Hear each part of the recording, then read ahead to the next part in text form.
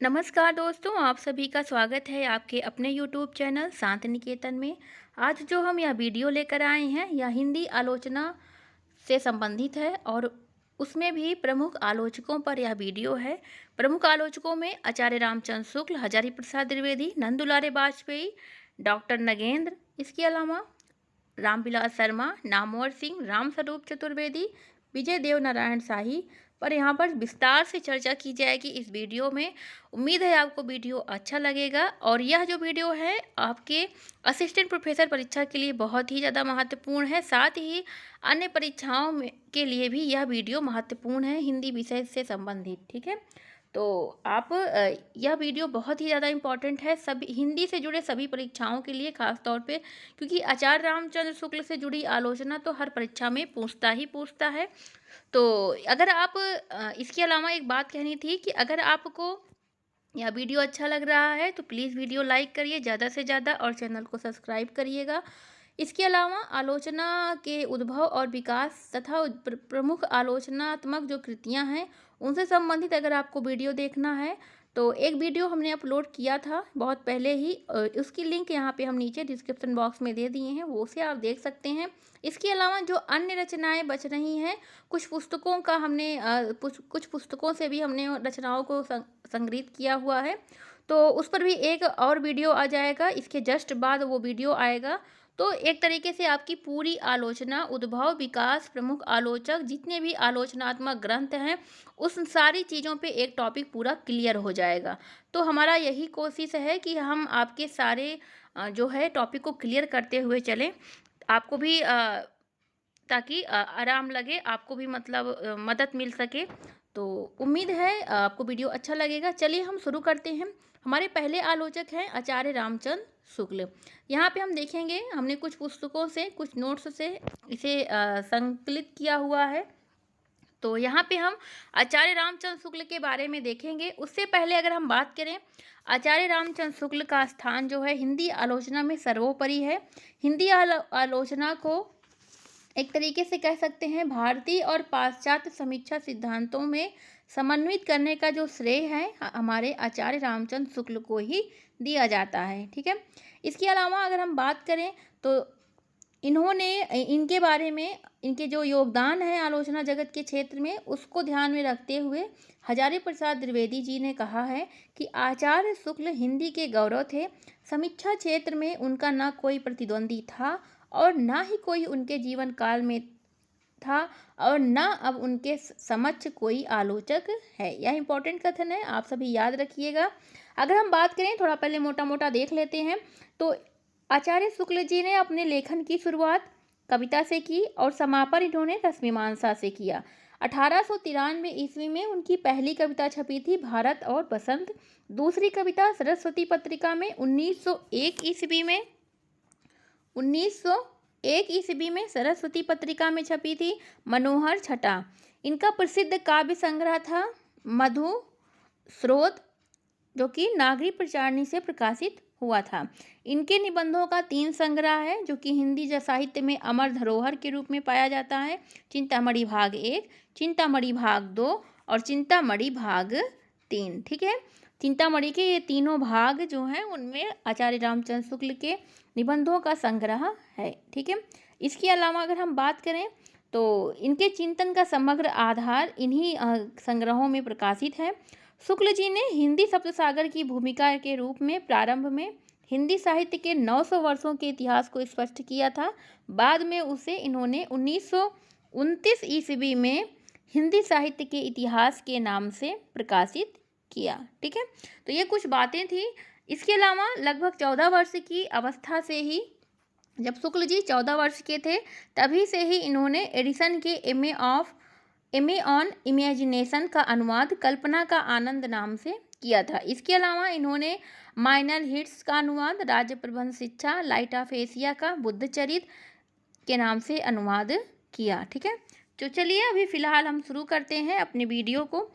शुक्ल जी की समीक्षा जो है वो 2 रूपों में है। पहला उन्होंने सैद्धांतिक और दूसरा व्यवहारिक। ठीक है, इन्होंने सैद्धांतिक और व्यवहारिक दोनों सिरे से अपनी आलोचना को परिष्कृत किया है। ठीक है, अगर हम बात करें तो इनके जो है सैद्धांतिक प्रतिमान जो इन्होंने विकसित किए आलोचना के, उसमें इन्होंने एक तरफ संस्कृत के प्राचीन काव्यशास्त्रीय सिद्धांतों को परखा, दूसरी ओर पाश्चात्यवादियों को प्रतीक, कलावाद, बिंबवाद, अभिव्यंजनावाद, प्रभाववाद, रोमांटिसिज्म इत्यादि चीज़ों को इन्होंने देखा। इसके अलावा इन्होंने जो है सैद्धांतिक आलोचना के अंतर्गत कविता की उद्देश्य क्या है, कविता की साधना क्या होती है, कविता की भाषा कैसी होनी चाहिए, इसके अलावा इन्होंने साधारणीकरण, रस, अलंकार, प्रकृति, लोकमंगल की भावना, लोकमंगल की साधना अवस्था इत्यादि बिंदुओं पर इन्होंने बात की है इनकी सैद्धांतिक आलोचना के अंतर्गत। ठीक है, तो अभी हम देखेंगे एक एक टॉपिक को। तो यहाँ पे हम देख लेते हैं, आचार्य शुक्ल जी की आलोचना दृष्टि जिस प्रविधि पर आधारित है, ये पूछ सकता है, उसे तार्किक, विश्लेषणात्मक और निगमनात्मक विधि कहा जाता है। इसके अलावा इनके ऊपर दार्शनिक तेन के प्रत्यक्षवाद या विधेयवाद का भी स्पष्ट प्रभाव में देखने को मिलता है। ठीक है, शुक्ल जी की सैद्धांतिक समीक्षा में रसवाद और लोक मंगलवाद भी शामिल है, हमने अभी आपको बताया। रसवाद की नई दृष्टि से व्याख्या इन्होंने अपनी पुस्तक रसमीमांसा में की, एक नई दृष्टि से, और इन्होंने कहा कि रस को परिभाषित करते हुए कि लोक हृदय में हृदय के लीन होने की दशा का नाम रस दशा है। ठीक है, मतलब इन्होंने कहा जिस प्रकार आत्मा की मुक्तावस्था ज्ञान दशा कहलाती है, उसी प्रकार हृदय की मुक्तावस्था रस दशा कहलाती है। ठीक है, और इसी में इन्होंने कविता की भी परिभाषा दी थी कि हृदय की इसी मुक्ति साधना के लिए मनुष्य की वाणी जो रूप विधान करती आई, उसे हम कविता कहते हैं। ठीक है, तो यह इन्होंने रसमीमांसा के बारे में फिलहाल कहा है। ठीक है, और इसके अलावा शुक्ल जी ने पुनः लोक मंगलवाद से इस रसवादी विवेचन को जोड़ा। ठीक है, इन्होंने साधारणीकरण की व्याख्या में उन्होंने एक नई अवधारणा रसात्मकता की मध्यम कोटि का भी जिक्र किया है। आगे अगर हम देखें कविता क्या है, काव्य में रहस्यवाद जैसे कुछ निबंधों में इन्होंने अपनी अन्य सैद्धांतिक मान्यताओं को बताया हुआ है। जैसे कविता को ये भाव योग मानते हैं और ज्ञान योग और कर्म योग के समक्ष इन्होंने माना है। ठीक है, कविता या साहित्य का प्रयोजन यह व्यक्ति की संकीर्ण भावनाओं को समष्टि भावनाओं में लीन करना है, ताकि व्यक्ति में पृथकत्व की अनुभूति ना रहे।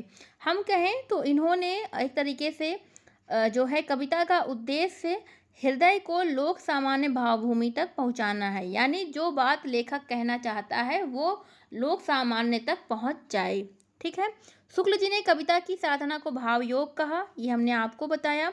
कविता की भाषा भाव को बढ़ाने वाली होनी चाहिए, ऐसा ये मानते हैं। ठीक है, आगे अगर हम देखें तो ये प्रबंध काव्य का महत्व मुक्तक काव्य से अधिक है। इन्होंने जो है प्रबंध काव्य को मुक्तक काव्य से अधिक महत्व दिया है, क्योंकि इनका मानना है कि रस योजना और लोक मंगल की दृष्टि से प्रबंध काव्य में बेहतर संभावनाएं जो हैं होती हैं। ठीक है, तो इनका ये चीज़ मानना था कि उसमें बेहतर संभावनाएं होती हैं। ठीक है, और अगर और हम देखें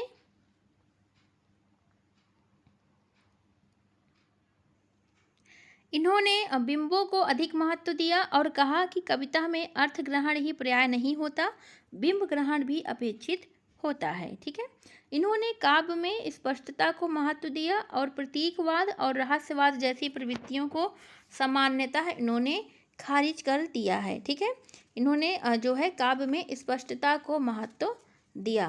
ठीक, और इसके अलावा आगे हम देखेंगे इनकी सैद्धांतिक आलोचना के अंतर्गत इन्होंने क्या अपने प्रतिमान स्थापित किए हैं। तो उक्ति वैचित्र के संदर्भ में इन्होंने भाव प्रेरित वक्रता को महत्व दिया, किंतु बुद्धि प्रेरित वक्रता को कविता के क्षेत्र से बाहर करके सूक्त के वर्ग में इन्होंने रखा। इसके अलावा अलंकारों को इन्होंने सीमित महत्व देते हुए कविता में वांछनीय माना, किंतु स्पष्ट रूप से कह दिया कि जिस प्रकार कुरूप स्त्री आभूषण लादकर सुंदर नहीं बन सकती, वैसे ही अलंकार गुण सौंदर्य तो बढ़ा भले दें, लेकिन सौंदर्य उत्पन्न नहीं कर सकते। यह इनकी मान्यता थी अलंकार के संदर्भ में, अलंकार के संदर्भ में यह मान्यता थी। ये कहते थे कि अलंकार काव्य का शोभा कारक धर्म है, वे उसे मात्र साधन मानते हैं, साध्य नहीं। मैं अलंकार को, शुक्ल जी ने कहा है कि मैं अलंकार को केवल वर्णन प्रणाली मानता हूँ, जिसके अंतर्गत चाहे किसी भी वस्तु का वर्णन किया जा सकता है। वस्तु निर्देश अलंकार का कार्य नहीं है। शुक्ल जी ने इसको सिर्फ वस्तु को चमत्कृत करने के लिए या फिर भावों को बढ़ाने के लिए ही आवश्यक माना है। इसके अलावा अगर हम बात करें तो कविता की भाषा के संदर्भ में इन्होंने माना कि शब्दों में नाद सौंदर्य होना चाहिए, नाम बोधक शब्दों के जगह पर गुण बोधक शब्दों का प्रयोग होना चाहिए। ठीक है, इन्होंने कहा कि कविता की जो भाषा होती है वो भाव को बढ़ाने वाली होनी चाहिए। ठीक है, इनका ऐसा मानना था। इसके अलावा काव्य की दृष्टि से इन्होंने लोक मंगल की साधनावस्था की प्रस्तुति को अधिक बल दिया, जबकि सिद्धावस्था को काम्य नहीं माना इन्होंने। ठीक है, इसके अलावा अगर हम बात करें तो गद्य साहित्य के संदर्भ में उन्होंने कहा कि यदि गद्य कवियों की कसौटी है तो निबंध गद्य की कसौटी है। भाषा की पूर्ण शक्ति का विकास निबंधों में ही सबसे अधिक संभव है, ऐसा ये मानते हैं। इनकी आलोचना पद्धति में एक तरीके से हम कहें तो जो लोकमंगल है, लोकमंगल विशेष स्थान पे है। कविता मनुष्य के हृदय स्वार्थ के संकुचित मंडल से जब ऊपर उठकर लोक सामान्य भाव भूमि को प्रतिष्ठित करती है तो वहाँ पे लोकमंगल होता है। ठीक है, लोक के साथ तादात्म्य होने का विधान इन्होंने अनिवार्य माना है। ठीक है, इनका एक निबंध है काव्य में लोक मंगल की साधनावस्था। इस पे इन्होंने लोक मंगलकारी भावनाओं पर पर्याप्त रूप से प्रकाश डाला। इन्होंने कहा कि मंगल की साधना तभी हो सकती है जब अन्याय, अनाचार, अत्याचार आदि के निराकरण हेतु प्रयास किए जाएं। ठीक, तो ये सारी थी इनकी कुछ सैद्धांतिक आलोचना। अब हम देखेंगे आचार्य रामचंद्र शुक्ल जी की व्यवहारिक आलोचना के अंतर्गत। ठीक है, तो अगर हम देखें इनकी व्यवहारिक आलोचना इनके जिन ग्रंथों में व्यक्त हुई है वह है जायसी ग्रंथावली, भ्रमर गीत, गोस्वामी तुलसीदास, हिंदी साहित्य का इतिहास। ठीक है, देखते हैं इन्होंने सबसे पहले आदिकालीन सिद्धनाथ साहित्य को साहित्य के क्षेत्र से बाहर कर दिया, क्योंकि उनकी दृष्टि में उनमें सांप्रदायिक मान्यताओं का प्रचार मात्र था, न कि साहित्यिक या रसात्मक अनुभूति। आगे चल करके आचार्य द्विवेदी ने उनके इस मत का खंडन किया। आचार्य हजारी प्रसाद द्विवेदी जी ने इस मत का खंडन किया था। ठीक है, इसके अलावा इन्होंने विद्यापति की समीक्षा करते हुए उन्हें आध्यात्म और श्रृंगार के मिश्रण की कठोर आलोचना की और कहा कि आध्यात्मिक रंग के चश्मे आजकल बहुत सस्ते हो गए हैं। उन्हें चढ़ाकर जैसे कुछ आलोचकों ने विद्यापति के पदों को आध्यात्मिक संकेत बताया है, वैसे ही जयदेव के पदों को भी। ठीक है, इसके अलावा शुक्ल जी प्रत्यक्षवादी पद्धति से उन्होंने भक्ति आंदोलन के उद्भव की समीक्षा की और भक्ति आंदोलन को इस्लामी आक्रमण से उत्पन्न हताशा का परिणाम बताया। ये कहते हैं कि अपने पौरुष से हताश जाति के पास भगवान की करुणा और शक्ति में ध्यान लगाने के अतिरिक्त दूसरा मार्ग ही क्या था। इसके अलावा इन्होंने भक्ति काल के चारों प्रमुख कवियों पर विस्तार से लिखा। तुलसी की साहित्यिक रचनाशीलता को इन्होंने सर्वोच्च स्थान दिया। जायसी के सर्ववादी रहस्यवाद की भी इन्होंने प्रशंसा की है। तुलसी की बात करें तो तुलसी को इन्होंने सर्वश्रेष्ठ माना है। इन्होंने ज़्यादा महत्व दिया है तुलसीदास जी को अपनी रचनाओं में। ठीक है, अगर हम बात करें तो तुलसी को उन्होंने करुणा, जिनके अंतर्गत लोक रक्षा का भाव आता है, करुणा का कवि माना है। शुक्ल जी ने तुलसी की महानता और उनकी लोकप्रियता की व्याख्या की और उनको जीवन के लिए संदर्भवान बनाया। ये कहते हैं कि वे लोकप्रिय तो पहले थे और उसे महान कवि के रूप में स्थापित शुक्ल जी ने किया। शुक्ल जी तुलसी को कवि के रूप में इसलिए भी श्रेष्ठ माना क्योंकि इनका संपूर्ण काव्य लोक मंगल का विधान करने वाला है। ठीक है, अगर आधुनिक संदर्भों में लोक मंगल की बात की जाए तो वह जन कल्याणकारी कल्पना होगी। ठीक है, मतलब जन कल्याणकारी कल्पना। शुक्ल जी के अनुसार राम कथा राम कथा में जो है कुछ ऐसे स्थल हैं अत्यंत मर्मस्पर्शी हैं, जैसे राम का अयोध्या से वनगमन और पथिक के रूप में वनगमन जाना, चित्रकूट में राम और भरत का मिलन, सबरी का आतिथ्य और लक्ष्मण को शक्ति लगने पर राम का जो विलाप होता है, भरत की प्रतीक्षा होती है। इसमें जो है सर्वाधिक मर्म स्पर्शी प्रसंग जो है राम वन गमन प्रसंग को तुलसीदास जी शुक्ल जी मानते हैं, क्योंकि राम वन गमन के द्वारा राम जीवन के व्यापक कर्म क्षेत्र में उतरते हैं। राम वन गमन उनके लोक में प्रवृत्ति होने की भूमिका है। इसी मनोहारी हरि दृश्य में लोक मंगल के बीज का भाव पैदा होता है, और इसीलिए इन्होंने जो है शुक्ल जी ने सबसे अधिक महत्व लोकमंगल की साधनावस्था की वजह से शुक्ल जी को तुलसीदास जी को दिया है। ठीक है, उम्मीद है आपको समझ में आ रहा होगा। इसके अलावा इन्होंने जायसी के सर्ववादी रहस्यवाद की भी प्रशंसा की है। ठीक है, जायसी के रहस्यवाद, उनके प्रकृति वर्णन, विरह, संयोग वर्णन इत्यादि की समीक्षा करते हुए इन्होंने अपने ग्रंथ जायसी ग्रंथावली में की। ठीक है, नागमती के वियोग वर्णन को शुक्ल जी हिंदी में अद्वितीय मानते हैं। विरह की जो ये तीव्रता और मर्म स्पर्शिता का आधार भी स्वाभाविक पद्धति पर प्रकृति की प्रतीक योजना के अनुसार हुआ है, तो ये उसे बहुत मतलब अद्वितीय मानते हैं जो नागमती का वियोग वर्णन है। इसके अलावा अगर हम बात करें तो इन्होंने सूर्य की भाव प्रेरित वक्रता की प्रशंसा करते हुए अति अलंकार प्रियता और लोक मंगल की सिद्धावस्था की आलोचना की। अगर इनको जो है सूरदास का इन्होंने बाल वर्णन, विरह वर्णन, श्रृंगार वर्णन इत्यादि पक्षों का इन्होंने समीक्षा की। इनकी कृति है महाकवि सूरदास, उसमें सूर्य का संयोग वर्णन इनको अच्छा लगता है, क्योंकि वृंदावन के उसी सुखमय जीवन में हास परिहास के बीच गोपियों के प्रेम का उदय होता है। शुक्ल जी ने जिन पंक्तियों की प्रशंसा करते हुए किया वे हैं कि तुम पे कौन दुहावे गैया, इत चितवत उतधार चलावत यही सिखयो है मैया। इन पंक्तियों का इन्होंने जो है शुक्ल जी ने प्रशंसा की है। इसके अलावा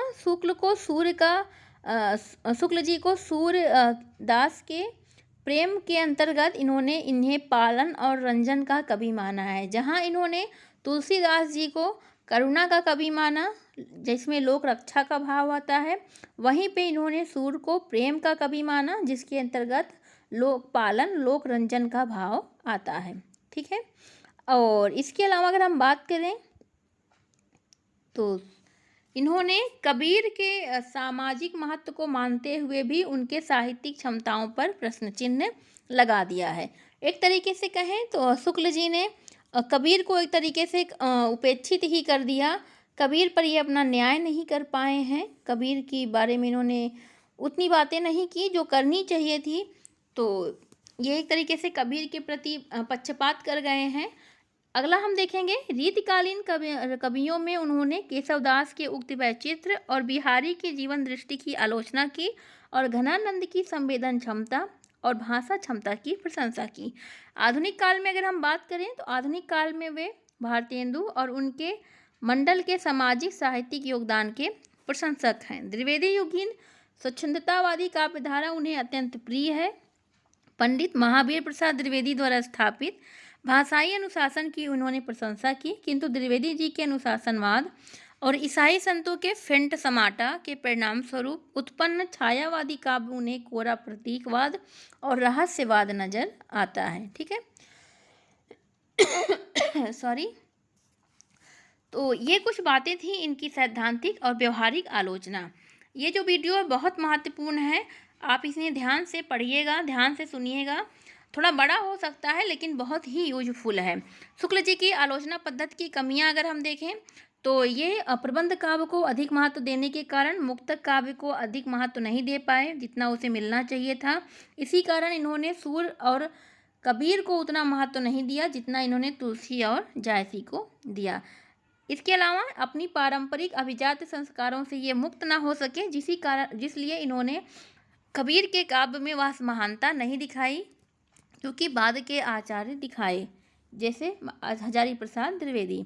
शुक्ल जी का मर्यादावाद कई बिंदुओं पर आड़े आया हुआ है और रचनाकारों का तटस्थ मूल्यांकन करने में बाधा बन गया। ठीक है। इसके अलावा अगर आप देख सकते हैं, रसात्मकता की मध्यम कोटि की अवधारणा से साधारणीकरण की समस्या सुलझाने का जो प्रयास इन्होंने किया वह अपर्याप्त था। बाद में नगेंद्र ने यह कहकर इसका समाधान किया कि साधारणीकरण कवि की अनुभूति का होता है। ठीक। इसके अलावा अगर हम बात करें तो देखिए, यहाँ पर रहस्यवाद और प्रतीकात्मकता के प्रति इनका दृष्टिकोण अत्यंत विरोधी रहा, जिस कारण छायावाद जैसे साहित्यिक आंदोलन इनके गलत मूल्यांकन का शिकार हो गए। इसी तरह इन्होंने कबीर की प्रत्यक्षवादी और या विधेयवादी पद्धति को महत्व देने के कारण ये परंपरा, इतिहास और रचनाकार के व्यक्तित्व को यथेष्ट महत्व नहीं दे सके, जिसे कि कबीर की अखंडता पर नाथ पंथ का प्रभाव और भक्ति आंदोलन के उद्भव की व्याख्या से पहले चली आ रही परंपरा को ये पर्याप्त महत्व नहीं दे पाए। इसके अलावा अगर आप देख सकते हैं तो अगर हम निष्कर्ष रूप में बात करें तो कह सकते हैं कि शुक्ल जी हिंदी आलोचना के क्षेत्र में वैसा ही क्रांतिकारी परिवर्तन किया जैसा कि प्रेमचंद ने उपन्यास और कहानी के क्षेत्र में किया। इन्होंने साहित्य को रीतिवादी मानसिकता से पूर्णतः मुक्त किया और पहली बार सैद्धांतिक और व्यवहारिक समीक्षा का समन्वय भी किया। ठीक है। इसके अलावा रस जैसे व्यक्तिक तत्व को लोकमंगल से जोड़कर उसके भीतर निहित सामाजिक पक्ष को उभारा।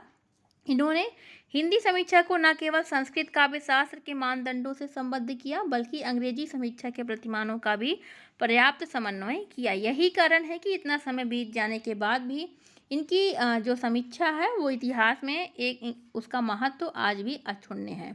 इनकी देखिए लोक मंगलवादी धारणा को अगर हम देखें विस्तार में, फिलहाल हमने देख लिया है और ज़्यादा देखने की आवश्यकता नहीं है। अगर आपको लगे तो आप इसे वीडियो रोक करके पढ़ सकते हैं। ठीक है।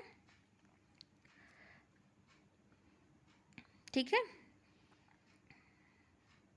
समीक्षा क्षेत्र में आचार्य शुक्ल पहले समर्थ आलोचक हैं जिन्होंने रस चिंतन की परंपरा को समृद्ध किया। रसवाद के तो समर्थक हैं, रसवाद की रूढ़ियां स्वीकार करने के हरगिज तैयार नहीं हैं।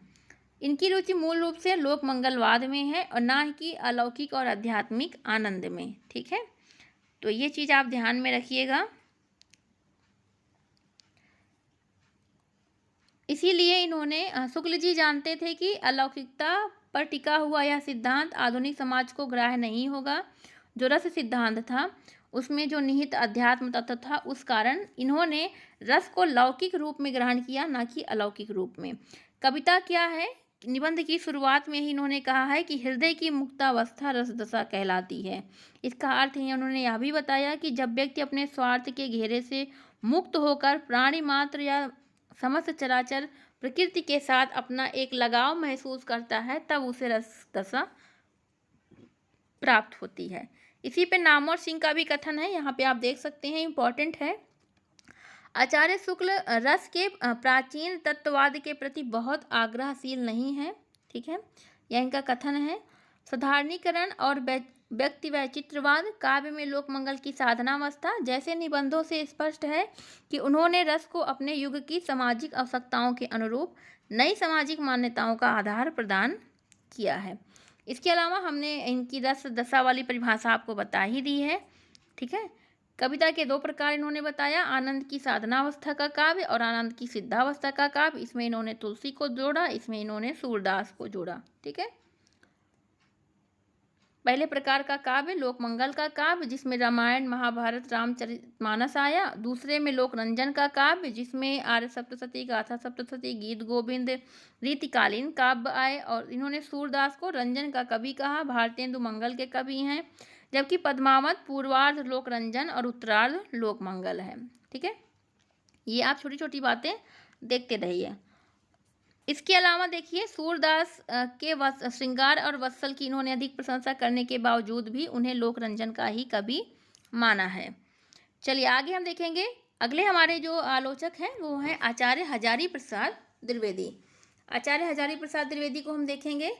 हजारी प्रसाद द्विवेदी के बारे में अगर हम बात करें तो हजारी प्रसाद द्विवेदी जो हैं ये शुक्लोत्तर युग के आलोचना जगत में आते हैं। शुक्लोत्तर युग के प्रमुख आलोचकों में एक माने जाते हैं हजारी प्रसाद द्विवेदी, ठीक है।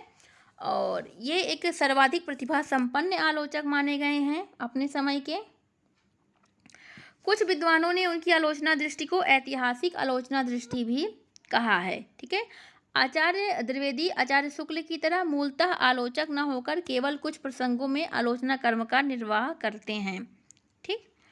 इसके अलावा अपने अनूठे व्यक्तित्व के साथ हिंदी के क्षेत्र में आने पर इन्होंने सूर साहित्य और कबीर जैसी घोषित आलोचनाएं लिखी। इसके अलावा हिंदी साहित्य का आदिकाल, हिंदी साहित्य की भूमिका, हिंदी साहित्य उद्भव और विकास जैसी साहित्यिक ऐतिहासिक साहित्य पुस्तक लिखी। इसके अलावा अशोक के फूल, कुटज जैसे ललित निबंध और विचार और वितर्क जैसे चिंतन परक निबंधों पर भी इन्होंने कुछ सैद्धांतिक चर्चाएं की हैं। इनकी आलोचना परिमाण में कम है किंतु गुणवत्ता और गहराई में किसी से कम नहीं है, ठीक है। एक तरीके से अगर हम कहें तो इनके जो है गंभीर चिंतन और मौलिक विवेचन को उजागर करती हैं इनकी कृतियाँ। इनका दृष्टिकोण मानवतावादी अधिक है। द्विवेदी जी प्राचीन संस्कृत वाङ्मय का गंभीर अध्ययन मनन किया था इन्होंने, जिसकी झलक हमें इनके समीक्षात्मक कृतियों में देखने को मिलती है। आचार्य द्विवेदी ऐतिहासिक और समाजशास्त्रीय पद्धति के समीक्षक माने जाते हैं। इनका दृष्टिकोण उदार, सहिष्णु, मानवतावादी, सांस्कृतिक बोध से युक्त है, जिसमें आदर्शवाद और सुधारवाद को पूर्णतः अभाव हम देख सकते हैं।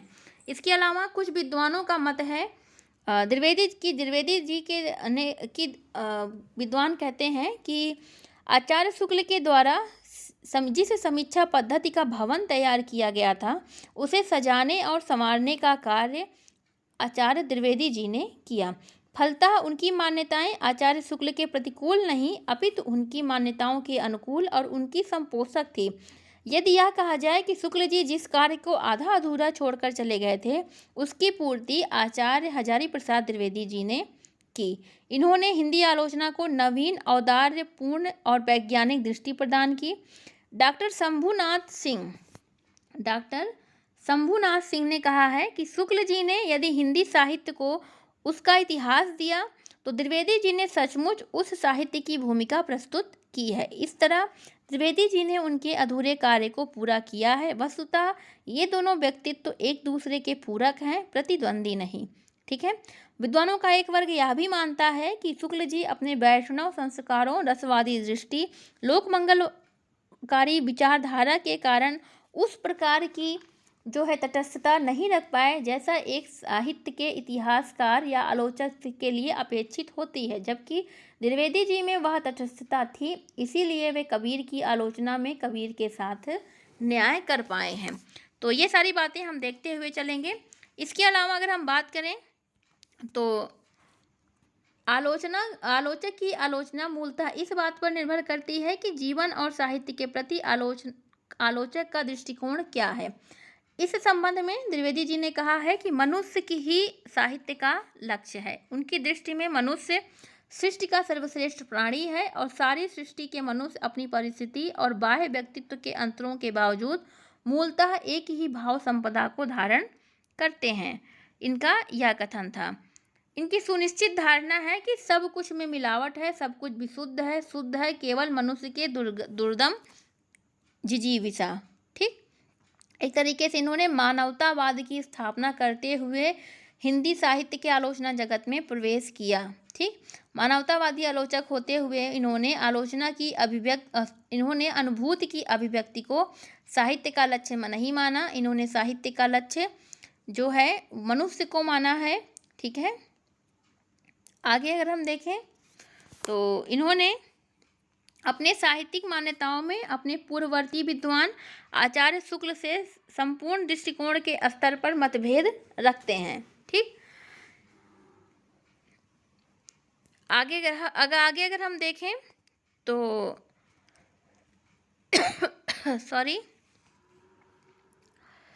इनकी स्पष्ट मान्यता है कि साहित्य का अध्ययन विधेयवादी दार्शनिक टॉय की दृष्टिकोण से स्थान, परिस्थिति और क्षण को आधारभूत मानकर नहीं किया जा सकता, ठीक। वे साहित्य में पहले से चली आ रही सांस्कृतिक परंपरा से जोड़ करके देखते हैं, ठीक है। इसलिए हिंदी साहित्य को उन्होंने संस्कृत, पाली और अपभ्रंश साहित्य के साथ साथ ब्राह्मण, बौद्ध, जैन, नाथ, सिद्ध आदि धार्मिक परंपराओं से निर्मित एक समन्वित भारतीय चिंतन के विकास के रूप में व्याख्यायित किया। आगे हम देखेंगे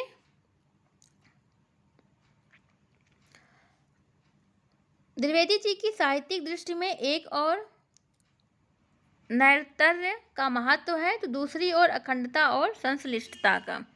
बात करें अगर हम, जो इम्पोर्टेंट इसमें है हम उसको देखते हैं। आचार्य द्विवेदी जी ने कला और वस्तु के संबंध में प्रायः वही दृष्टि रखी है जो प्रगतिवाद में कुछ परिवर्तित रूप के साथ दिखाई देती है। मनुष्य मात्र को साहित्य का लक्ष्य मान लेने से वे एक सीमा तक शुक्ल जी के लोक मंगलवाद से जुड़ जाते हैं, ठीक है। और साहित्य का यही उद्देश्य उनके चिंतन में शिल्प को कथ्य या उद्देश्य के समक्ष वैसे ही गौण बना देता है जैसे प्रगतिवाद में। इसके अलावा अगर हम बात करें तो शुक्ल जी के द्विवेदी जी के बारे में, शुक्ल जी से जो टकराई है इनकी आलोचना दृष्टि वह भक्ति काल के उद्भव की व्याख्या में। शुक्ल जी की मान्यता थी कि भक्ति साहित्य इस्लाम के आक्रमण के कारण अपने पौरुष से हताश जाति की स्वाभाविक प्रतिक्रिया थी। आचार्य द्विवेदी जी ने स्पष्ट रूप से कहा कि उनकी दृष्टि में भक्ति साहित्य एक हतदर्प पराजित जाति का साहित्य नहीं है। वे कहते हैं कि अगर इस्लाम नहीं आया होता तो भी इस साहित्य का रूप 12 आना वैसा ही होता जैसा आज है। इसी प्रकार इन्होंने भक्ति साहित्य को तत्कालीन आकस्मिक घटनाओं की उपज मानने के जगह पर सांस्कृतिक निरंतरता के अगले चरण के रूप में व्याख्यायित किया, ठीक है। ये चीज़ें हमें देखने को मिलती हैं। इसके अलावा इनका एक और मतभेद है जो कि कबीर के संदर्भ में है, गहरा मतभेद। शुक्ल जी ने कबीर की व्याख्या जिस रूप में की उससे उनका दर्शन भानुमति का कुनबा प्रतीत होता था। उनकी भाषा कवित्व क्षमता से हीन दिखाई देती थी। उनकी उक्तियाँ गूढ़ अंतः साधनात्मक प्रतीकों से भरी लगती थी और ऐसा महसूस होता था कि वे प्रकृति के संत स्वभाव से सुधारक और ठोंक पीटकर कवि हो गए हैं। संस्कृत के प्रकांड पंडित और कालिदास की लालित योजना पर मुग्ध आचार्य द्विवेदी के लिए कबीर के कबीरत्व को स्वीकार करना बहुत कठिन था, किंतु कबीर में अस्वीकार करने का जितना साहस था आचार्य द्विवेदी में उतना ही साहस स्वीकार करने का भी था। उन्होंने न केवल कबीर के कबीर तत्व को पहचाना बल्कि उनको वाणी का डिक्टेटर तक घोषित किया। उन्हें चकनाचूर कर देने वाली भाषा और तिलमिला देने वाले ओज की पहचान की। उनके फक्कड़पन, लापरवाही ढूंढने वाले मूल्यों पर चोट की। कबीर पर उनकी आलोचना न केवल आचार्य द्विवेदी के जीवन की बल्कि संपूर्ण हिंदी साहित्य की अमूल्य निधि है, ठीक है। इन्होंने एक कबीर की साधना की ऐतिहासिक छानबीन की थी। कबीर की जाति, निर्गुण साधकों की परंपरा, उनकी साधना की विशेषता, इस्लाम पे उनका प्रभाव इत्यादि पर इन्होंने जो है छानबीन की। कबीर के संबंध में फैले अनेक प्रवादों, किंवदंतियों, किस्सों, कहानियों के जालों को हटा करके इन्होंने जो है प्रमाणिक जानकारियाँ दी। इतिहास के कुहासे को चीर कर आचार्य द्विवेदी जी ने उनकी जाति को, उनकी जाति की जीवित परंपरा को और उसमें कबीरदास जी का स्थान खोजा। कबीर ने अपनी सीधी सादी भाषा में अधिक से अधिक भावों को बड़ी स्पष्टता के साथ समाज के सामने रखा। ये चीज़ द्विवेदी जी ने दिखाया। उनका भाषा पर पूर्ण अधिकार था। द्विवेदी जी का मानना है कि उनके पीछे भाषा चलती थी, वे भाषा के अध्येता नहीं बल्कि सृष्टा थे, ठीक है। द्विवेदी जी ने कहा कि भाषा पर कबीर का जबरदस्त अधिकार था। वे वाणी के डिक्टेटर थे। जिस बात को उन्होंने जिस रूप में प्रकट करना चाहा उसे उसी रूप में कहलवा दिया। बन गया तो सीधे सीधे, नहीं तो दरेरा देकर। भाषा कबीर के सामने कुछ लाचार सी नज़र आती है, ठीक है। तो ये सारी चीज़ें इन्होंने कही है कबीर के बारे में। जहाँ पे शुक्ल जी कबीर की मूर्ति पूजा का खंडन मुसलमानी जोश के साथ मानते हैं, वहीं पे द्विवेदी जी ने नाथ सिद्धों की साधनाओं और उनकी रचनाओं की व्याख्या करके यह दिखाया कि यह सब कबीर ने पूर्ववर्ती साधकों से ग्रहण किया है। जाति भेद, ऊंच नीच तथा बाह्य कर्मकांड पर प्रहार करने की इस देश में बहुत पुरानी परंपरा रही है। ठीक है, ये सारी चीज़ें द्विवेदी जी ने दिखाई।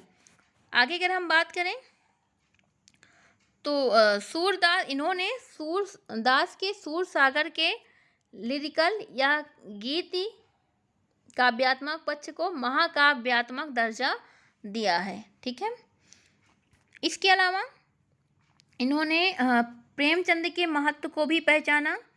ठीक है, प्रेमचंद की साहित्य की महत्ता को इन्होंने समझा। प्रगतिशील आलोचकों को यदि छोड़ दिया जाए तो हिंदी के वरिष्ठ आलोचकों यानी वाजपेयी, द्विवेदी जी और नगेंद्र में प्रेमचंद को प्रथम श्रेणी का साहित्यकार केवल द्विवेदी जी ही मानते हैं। ठीक है, और इन्हें प्रथम कोटि का साहित्यकार के रूप में व्याख्यायित किया, हमने आपको भी बताया। ठीक है, प्रगतिवाद के महत्व को रेखांकित करते हुए इन्होंने ये कहा है कि प्रगतिवाद आंदोलन बहुत महान उद्देश्य से चालित है। इसमें सांप्रदायिक भाव का प्रवेश नहीं हुआ तो इसकी संभावनाएं अत्यधिक हैं। ठीक, चलिए आगे देखेंगे। आगे इन्होंने क्या बातें कही हुई हैं, इनकी जो भी महत्वपूर्ण बातें हैं वो हम उस पे देखेंगे। तो ये सारी चीज़ें थी आचार्य हजारी प्रसाद द्विवेदी जी के बारे में। तो कह सकते हैं कि हिंदी समीक्षा के इतिहास में आचार्य द्विवेदी अपने युग के उस खालीपन को भरते हैं जो आचार्य शुक्ल जैसे विराट व्यक्तित्व के अभाव में पैदा हो गया था। वे इस हिंदी साहित्य को एक ओर संपूर्ण भारतीय परंपरा से जोड़ते हैं तो दूसरी ओर जीवन के संपूर्ण ज्ञानात्मक और कलात्मक पक्षों से। इस प्रक्रिया में शुक्ल जी की तार्किक और विधेयवादी आलोचना पद्धति के समक्ष वे सृजनात्मक, लालित्यपूर्ण और देश काल संश्लिष्ट आलोचना पद्धति को स्थापित करते हैं। यह पद्धति शुक्ल जी के चिंतन का विरोधी नहीं बल्कि उनके साथ मिलकर के आलोचना की संपूर्णता का एक प्रयास है।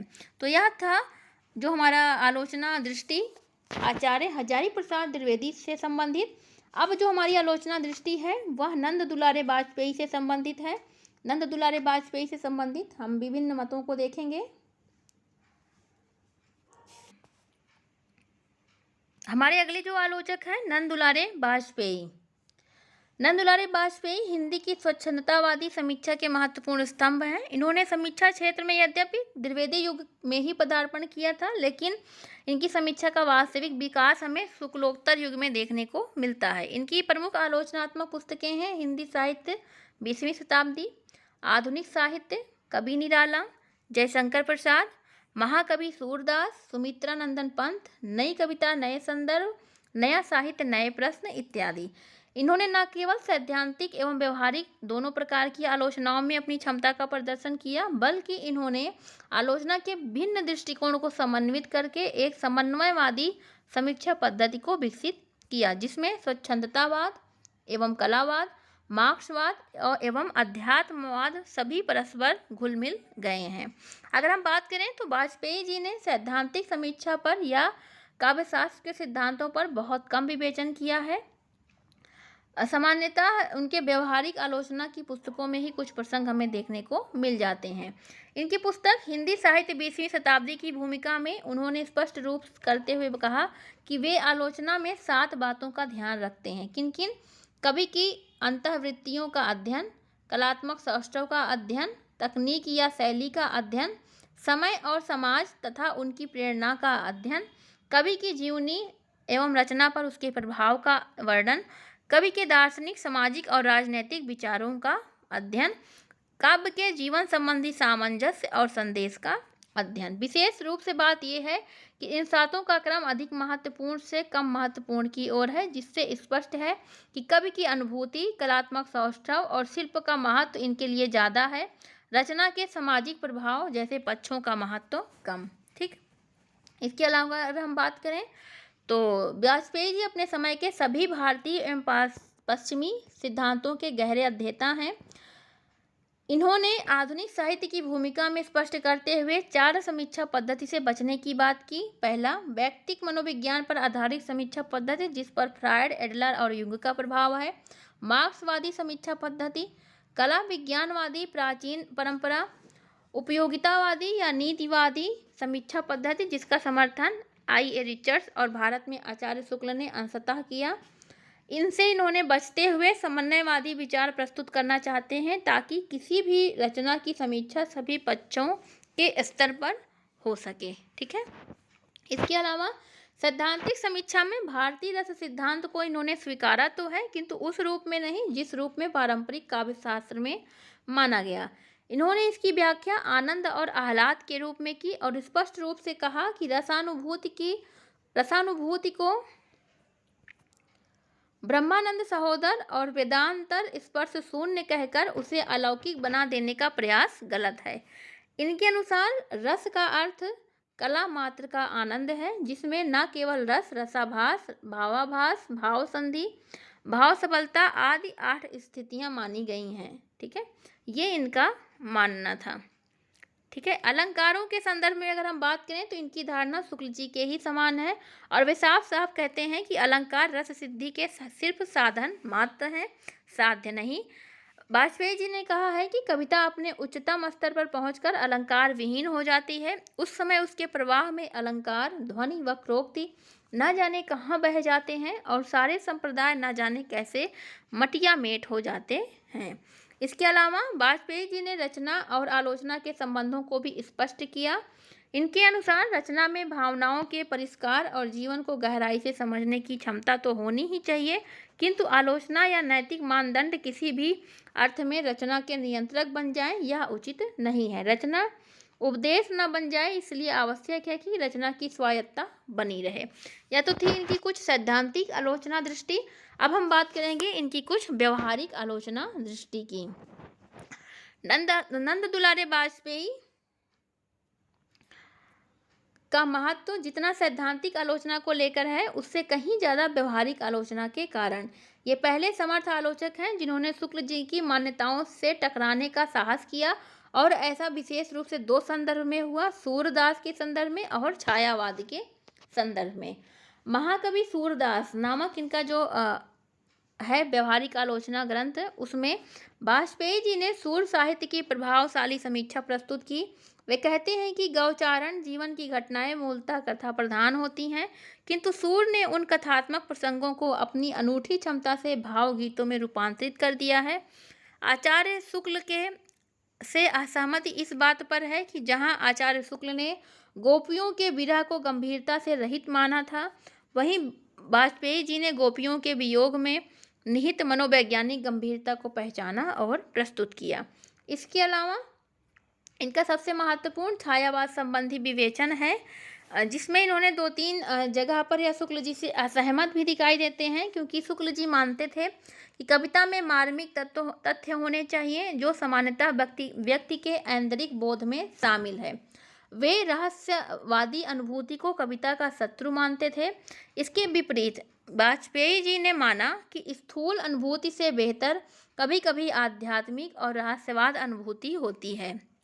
आचार्य शुक्ल रसवादी तो थे, किंतु उनका रसवाद लोकमंगल पर टिका था, जिस कारण प्रसाद और पंत जैसे कवियों की रचनाओं में विद्यमान रसात्मकता उनके लिए काम्य नहीं थी। वहीं पर नंद दुलारे वाजपेयी ने रसवाद की धारणा से लोक मंगलवाद और नैतिकतावाद को अलग किया, जिस कारण छायावादियों का रसात्मक साहित्य उनके लिए अत्यंत सुंदर बन जाता है। ठीक है। आगे अगर हम बात करें तो दृष्टिकोण के अंतर के आधार पर आचार्य वाजपेयी जी ने छायावाद के संबंध में कुछ मौलिक मान्यताएं प्रस्तुत की, जैसे कि छायावाद मूलतः रहस्यवाद नहीं है, बल्कि रहस्यात्मक आवरण के मध्य उसकी मूल चिंता राष्ट्रीय और सांस्कृतिक है। ठीक है। तो ये चीज़ें आप देख लीजिएगा। एक तरीके से आचार्य वाजपेयी वास्तविक अर्थों में छायावाद के सफल पुरस्कर्ता बन जाते हैं। उन्होंने छायावाद को स्थापित करने का प्रयास किया। ठीक, आगे बढ़ेंगे। इनकी व्यवहारिक आलोचना कुछ अन्य क्षेत्रों में भी हुई है। इन्होंने साकेत पर विचार किया और साकेत के साथ कमायनी, कुरुक्षेत्र और रामचरितमानस की तुलना करते हुए तुलनात्मक आलोचना का एक सुंदर रूप प्रस्तुत किया। इन्होंने आधुनिक कविता में प्रगतिवाद, प्रयोगवाद और नई कविता तीनों पर लिखा। हालांकि इन्हें प्रगतिवाद अधिक पसंद नहीं आया, क्योंकि यह एक विचारधारा मार्क्सवाद से पूर्णतः प्रभावित है। वाजपेयी जी मार्क्सवाद के विरोधी नहीं हैं, किंतु मार्क्सवाद और आध्यात्मिकता के समन्वय की इच्छा रखते हैं।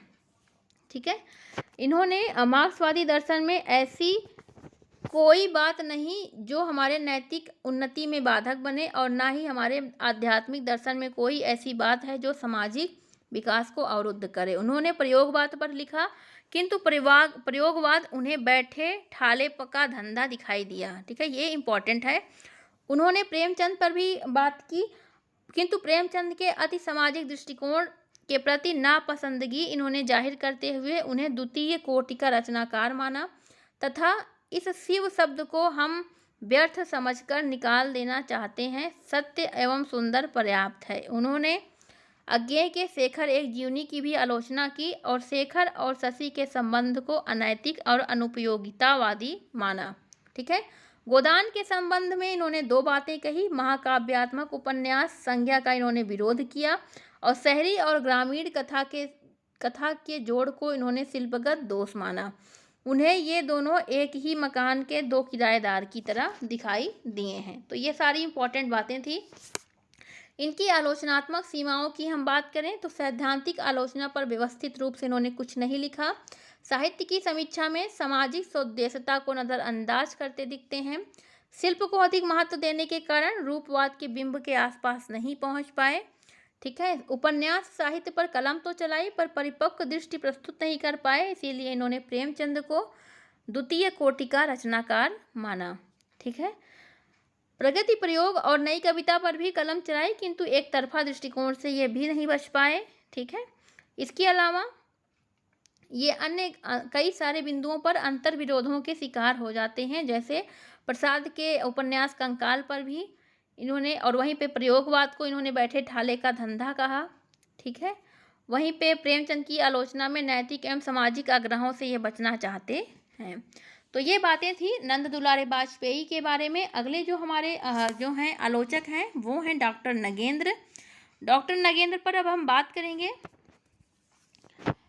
डॉक्टर नगेंद्र के बारे में कहें तो डॉक्टर नगेंद्र हिंदी साहित्य के इतिहास में आचार्य नगेंद्र उस जटिल समय में पदार्पण करते हैं जब आचार्य रामचंद्र शुक्ल आलोचना कर्म से दूर हुए थे, तथा उनकी मान्यताएं तत्कालीन छायावादी साहित्य के जीवन पर संकट के रूप में विद्यमान थी।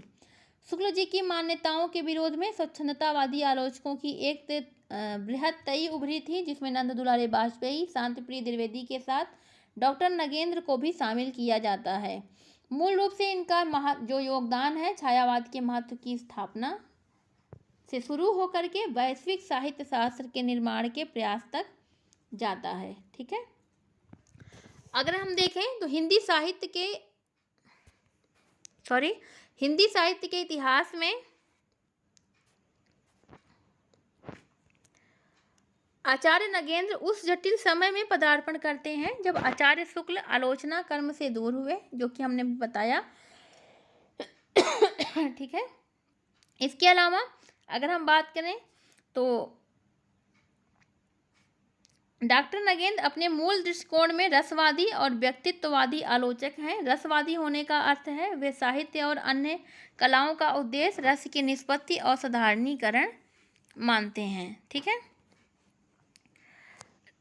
इनका मानना है कि रस की उत्पत्ति पूरे समाज में होती है, उसकी पद्धति मूलतः वैयक्तिक ही होती है। यही कारण है कि डॉक्टर नगेंद्र जब आलोचना करते हुए साहित्य की उसके उद्देश्यों की अनुकूलता में पहचान करते हैं तो सामाजिक और ऐतिहासिक संदर्भ उन्हें आवश्यक नहीं लगते। आगे देखेंगे हम कुछ इम्पॉर्टेंट चीज़ों पर, जिसमें डॉक्टर नगेंद्र की अगर हम बात करें, डॉक्टर नगेंद्र की कुछ व्यवहारिक समीक्षाएं फ्रायड के सिद्धांतों से जुड़ी हुई दिखती हैं, जैसे तुलसी और नारी, देव और उनकी कविता के अतिरिक्त हरिकृष्ण प्रेमी के नाटकों के विवेचन में यह प्रभाव हमें स्पष्ट रूप से दिखाई देता है। सैद्धांतिक रूप से देखें तो 1943 में इनके लिखे निबंध छायावाद की परिभाषा में यह स्पष्ट रूप से दिखता है और परवर्ती निबंधों की साहित्यिक प्रेरणा और साहित्य में आत्माभिव्यक्ति से और गहरा होता जाता है। ठीक है, मिथक और साहित्य में वे स्पष्टता लिखते हैं कि साहित्य काफ़ी अंशों में व्यक्तिक अवचेतन की ही नहीं, व्यक्ति के चेतन की भी सृष्टि है। व्यवहारिक आलोचना का आरंभ ये छायावाद पर कुछ निबंधों के माध्यम से 1937 से शुरू करते हैं। इसके अतिरिक्त इसी समय इन्होंने अपनी पहली पुस्तक सुमित्रानंदन पंत लिखा। इनकी मान्यता थी आचार्य शुक्ल ने जो छायावाद की समीक्षा की थी उसके खंडन के अभी तक के प्रयास कुछ महत्वपूर्ण होते हुए भी पर्याप्त नहीं हैं। वे मानते हैं कि शांतिप्रिय द्विवेदी छायावाद के रस का आस्वादन तो करा सके लेकिन स्पष्ट स्वरूप स्पष्ट नहीं कर सके। दूसरी ओर नंद दुलारे वाजपेयी के संबंध में वह स्पष्टता स्वीकार करते हैं कि वे पहले व्यक्ति हैं जिन्होंने निर्भीक और निर्भ्रांत होकर छायावाद के महत्व को स्वीकृत और प्रतिष्ठित किया। इतना होने के बाद भी वह महसूस करते थे कि वाजपेयी जी छायावाद की व्याख्या में दार्शनिकता का अनावश्यक आवरण चढ़ाते रहे और कला पक्ष में जैसे इन्हें कुछ कहने को ही नहीं था। तो इस तरह इन्होंने इसी पृष्ठभूमि पर छायावाद की समीक्षा पर एक दृष्टिकोण से आरंभ किया जो कि जिसमें आध्यात्मिकता का स्थान मनोविश्लेषण ने लिया और कथ्य का स्थान बहुलांश में अगर हम देखें तो शिल्प को मिल जाता है। ठीक है, चलिए आगे देखेंगे। कुछ अन्य बिंदुओं पर अगर हम बात करें तो इन्होंने एक रीतिकाल पर भी बात की है। इन्होंने रीतिकाल की भूमिका देव और उनकी कविता 2 पुस्तकें लिखी। ठीक है, और इसके अलावा इन्होंने नई कविता नई समीक्षा जैसे विषयों पर भी लिखा। और इसके अलावा ये जो है इन्होंने न केवल भक्तिकाल और रीतिकाल के जटिल संबंधों को स्पष्ट किया बल्कि रीतिकाल के भीतर अपराध बोध के माध्यम से भोगवादी श्रृंगार और नैतिकता जैसे विरोधी भावों की एक साथ द्वंद्वात्मक उपस्थिति को भी व्याख्यायित किया। तो यह सारी बातें थी।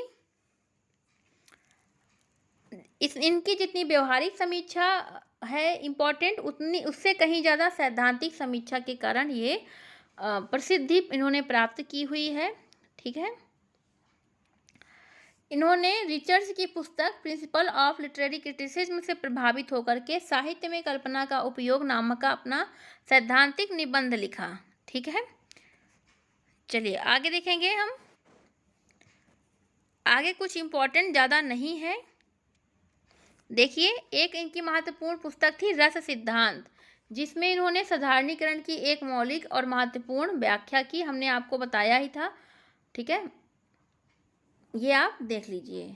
ठीक है, जो इम्पोर्टेंट है वही देखते चलिए क्योंकि समय बहुत कम है आप सभी के पास। बहुत विस्तार में एक नज़र बस देख लीजिए सारा कुछ। ठीक,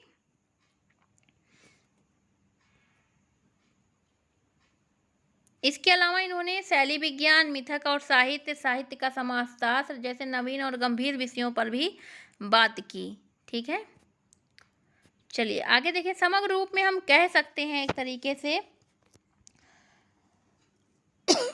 सॉरी कि डॉक्टर नगेंद्र हिंदी समीक्षा के वे स्तंभ हैं जिनका समीक्षा कर्म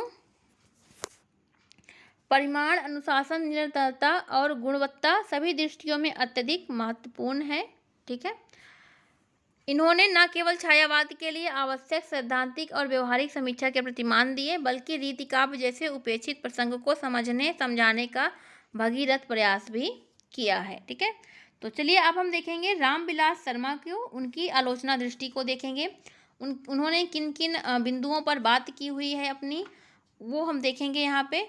तो हिंदी समीक्षा के इतिहास में अगर हम बात करें डॉक्टर रामविलास शर्मा की, तो यह एक जो है पितामह, प्रगतिवादी समीक्षा के पितामह के रूप में हमें दिखाई देते हैं। इनको पितामह कहा जाता है। इन्होंने आलोचना का क्षेत्र न केवल विषय की दृष्टि से बल्कि कार्य की दृष्टि से अत्यधिक विस्तृत है। ठीक है, इन्होंने हिंदी समीक्षा की चर्चा करते हुए जिस क्षेत्र को चुना उसमें संस्कृत और अंग्रेजी साहित्य, भाषा विज्ञान, इतिहास, मार्क्सवाद, उपनिवेशवाद, समाजशास्त्र, दर्शनशास्त्र जैसे विषय परस्पर संलयित होकर व्यक्त हो गए। इनका जो है आलोचना काल 1938 से शुरू होकर 2000 ईस्वी तक लगभग 62 सालों में विस्तृत है। ठीक, इसके अलावा इन्होंने 3 पुस्तकें लिखी थी जैसे आचार्य शुक्ल और उनकी हिंदी आलोचना, प्रेमचंद और निराला की साहित्य साधना। इन्हें आलोचकों में आचार्य रामचंद्र शुक्ल, उपन्यासकारों में प्रेमचंद और कवियों में निराला सर्वाधिक प्रिय थे। ठीक है, अगर हम देखें तो डॉक्टर रामविलास शर्मा एक मार्क्सवादी रचनाकार भी हैं, किंतु उन्होंने अपने सृजनात्मक विवेक से मार्क्सवाद का एक प्रगतिशील संस्करण तैयार किया है। सबसे पहली पुस्तक भारत में अंग्रेजी राज और मार्क्सवाद में उन्होंने स्पष्ट किया कि किस प्रकार लेनिन आदि दार्शनिकों ने मार्क्सवाद को परिस्थिति के अनुकूल बनाया है, वैसे ही भारत की स्थितियों को ध्यान में रखते हुए मार्क्सवाद में आवश्यक परिवर्तन किए जा सकते हैं। ठीक है, इन्होंने मार्क्सवाद में संशोधन की बात की हुई है। ठीक, आगे अगर हम देखें तो ये सबसे पहले वे सौंदर्य की वस्तुगत सत्ता और वास्तविक विकास नामक निबंध में सौंदर्य को केवल व्यक्ति या विषय में नियत करने के स्थान पर दोनों की अंतःक्रिया के रूप में देखते हैं। ठीक, इसके अलावा उर्वशी की समीक्षा करते हुए प्रगतिशील आंदोलन के लोकवादी स्वरूप के भीतर रस सिद्धांत को स्वीकार करते हैं। निराला की महानता को स्पष्ट करते हुए उनकी जन्मजात प्रतिभा को स्वीकारते हैं और प्रगतिशील आंदोलन में प्रेम की संभावना को घोषित रूप से स्वीकार करते हुए कहते हैं कि प्रेम और प्रगतिशील विचारधारा में कोई आंतरिक विरोध नहीं, लेकिन स्वामी विवेकानंद से प्रभावित होने वाले क्रांतिकारी यह समझते आए थे कि क्रांति और ब्रह्मचर्य का अटूट संबंध है। जैसे आजकल के बहुत से कवि और कहानीकार समझते हैं कि आधुनिकता बोध का अटूट संबंध प्रक्रिया प्रेम से है। ठीक है, अगर हम बात करें इनकी तो इन्होंने प्राचीन समाज और का मूल्यांकन करते हुए कहा कि यह आवश्यक नहीं कि शोषक वर्ग जिन नैतिक या कलात्मक मूल्यों का निर्माण करे वे सभी शोषण मुक्त वर्ग के लिए अनुपयोगी हों। प्राचीन साहित्य के मूल्यांकन में हमें मार्क्सवाद से यह सहायता मिलती है कि हम उसकी विषय वस्तु और कलात्मक सौंदर्य को ऐतिहासिक दृष्टि से देख करके उसका उचित रूप से मूल्यांकन कर सकते हैं। ठीक है, इस रूप में इन्होंने माना है। इसके अलावा भारतेंदु युग नामक अपने आलोचनात्मक कृति में इन्होंने यह दिखाया कि हिंदी में नवीन चेतना किन व्यक्तियों संस्थाओं के माध्यम से विकसित हो रही थी, कौन सी परिस्थितियां उस चेतना के विकास का कारण थी और विकास के दौरान परिस्थितियां भी किस प्रकार प्रभावित हो रही थी, साहित्य परिस्थिति को और परिस्थिति साहित्य को किस रूप में बदल रहा था। नाटक, निबंध, कविता, कथा साहित्य, पत्र पत्रिकाओं इत्यादि के माध्यम से हिंदी में यह आधुनिक युग का पदार्पण करने वाला युग से संबंध जो महत्वपूर्ण साहित्यकार थे, महत्वपूर्ण व्यक्ति थे, उनका एक विशद विवेचन अपने इस ग्रंथ में इन्होंने किया। इनका मानना था कि भारतेंदु युग को इन्होंने राष्ट्र की नवचेतना का युग माना है। इसके अलावा अगर हम बात करें तो आचार्य आप मोटा मोटा सुन लीजिए ऐसे, आचार्य रामविलास शर्मा की जो कृति है प्रेमचंद और उनका युग पे इन्होंने प्रेमचंद पर विचार करते हुए कहा कि प्रेमचंद हिंदी और उर्दू दोनों के महान लेखक थे। वे भारत की मिलीजुली संस्कृति के सर्वोत्तम प्रतीक थे। प्रेमचंद स्वभावतः राजनैतिक एवं सामाजिक चेतना से युक्त कलाकार थे, इसीलिए वे स्वभावतः हिंदी की उस जनवादी परंपरा के विकास करता हो गए जिसका परिवर्तन भारतेंदु युग में हुआ था। प्रेमचंद के सेवा सदन, गोदान आदि उपन्यासों की समीक्षा आचार्य रामविलास शर्मा ने की है। सेवा सदन पर विचार करते हुए वे कहते हैं कि इस उपन्यास की मूल समस्या भारतीय नारी की पराधीनता है। गोदान पर बात करते हुए रामविलास शर्मा ने कहा कि इसमें मार्क्सवादी आलोचना पद्धति से उन्होंने की, उसके विभिन्न पात्रों की जांच उन्होंने वर्ग स्थिति से की और बड़ी बात यह कि भारतीय सामाजिक व्यवस्था एवं इतिहास के संदर्भ में उनके अंतर्विरोधों को स्पष्ट करते हुए इन्होंने गोदान के महत्व को आंका है। ठीक है, इन्होंने प्रेमचंद को कबीर, तुलसी एवं भारतेंदु की परंपरा से जोड़ा और ऐसा करके इन्होंने न केवल प्रेमचंद को ही स्थापित किया बल्कि प्रगतिवादी आलोचना पद्धति को भी हमारी जातीय परंपराओं से जोड़ा हुआ है। ठीक है, इन्होंने प्रेमचंद के द्वारा चित्रित भारतीय जीवन को व्याख्यायित करके उसका परीक्षण निरीक्षण करके प्रेमचंद का मूल्यांकन किया और प्रगतिवादी कसौटी को विश्वसनीय बनाया। ठीक है, तो ये सारी चीज़ें थी प्रेमचंद के बारे में। हमने देखिए यहाँ पे आपको दिया हुआ भी है। ठीक, ये आप देख लीजिए एक बार फिर से। जो हमने बताया वो हमने अलग से बताया हुआ है, आप उसे चाहे नोट कर सकते हैं, देख सकते हैं।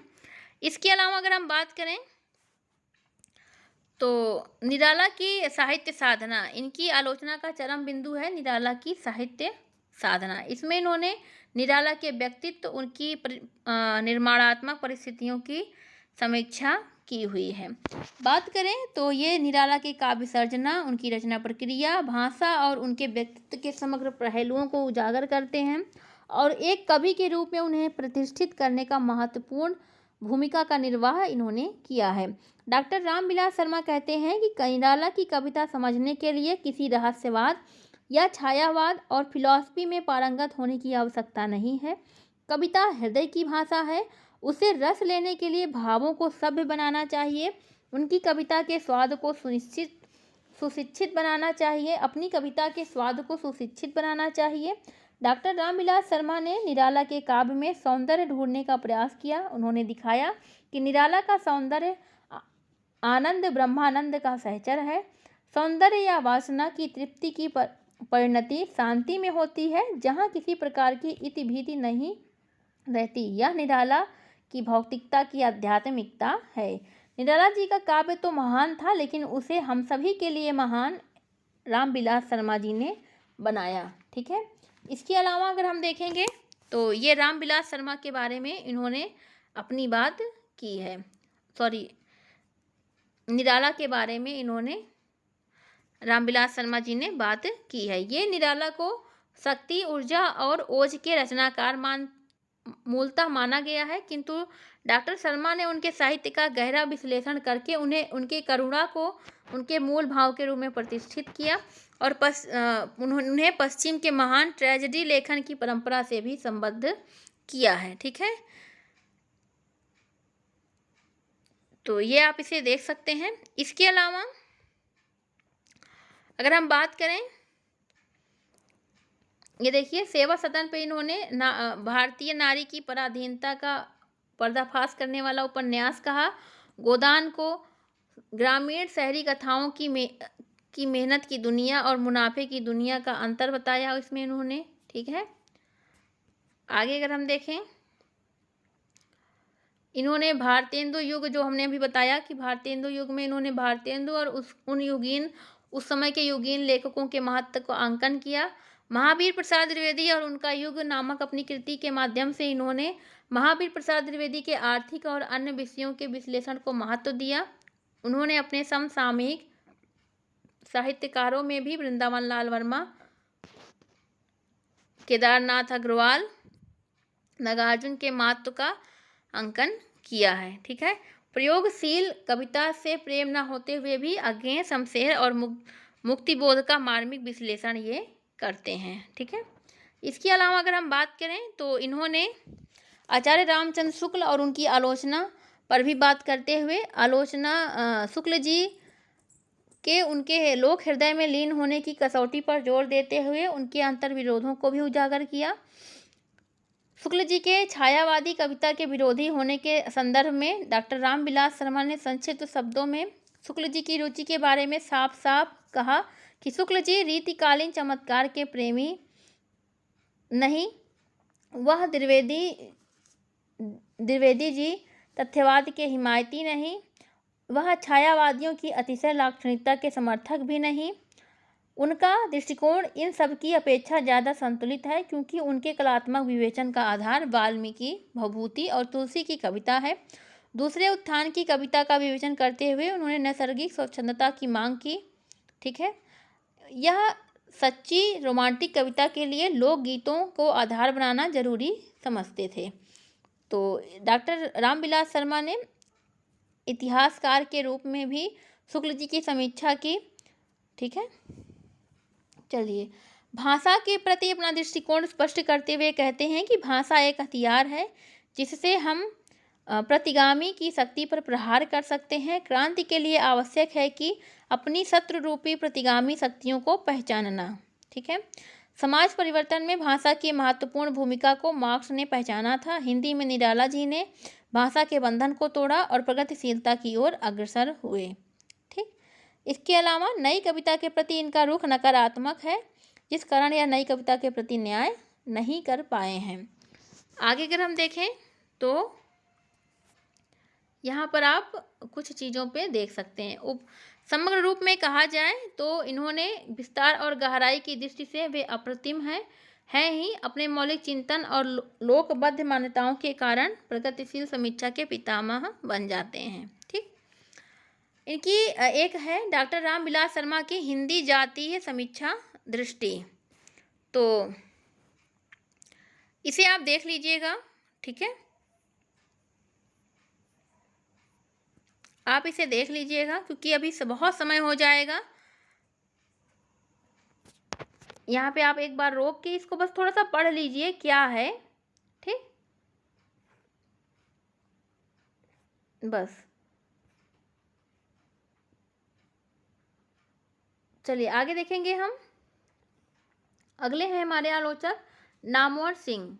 ठीक है, नामवर सिंह जो हैं वो समाजवादी जीवन दृष्टि एवं नई कविता के भावमय समन्वय पर इनका आलोचना आधारित है। इसी कारण उन्हें एक ओर जहां प्रगतिवादी आलोचक के रूप में जाना जाता है तो दूसरी ओर उन्हें नए आलोचकों की श्रेणी में भी रखा जाता है।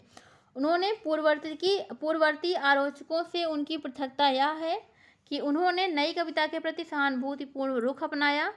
ठीक है, आगे अगर हम देखें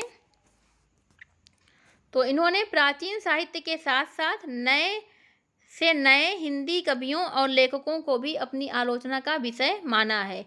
हिंदी में पृथ्वीराज रासो से लेकर मुक्तिबोध और धूमिल तक की लंबी और विशाल काव्य परंपरा को आत्मसात करना नामवर जी के ही बस की बात है। इन्होंने लिखना शुरू किया था अपभ्रंश साहित्य से, किंतु आजकल नई कविता और उससे भी आगे की कविता पर सबसे अधिक सशक्त टिप्पणी करने वालों में वे अग्रणी पंक्ति में खड़े हैं। ठीक है, एक समस्त हस्ताक्षर के रूप में इनका नाम हम ले सकते हैं। अगर हम बात करें अपना आलोचक जीवन, इन्होंने हिंदी के विकास में अपभ्रंश का योगदान से शुरू किया। ठीक है,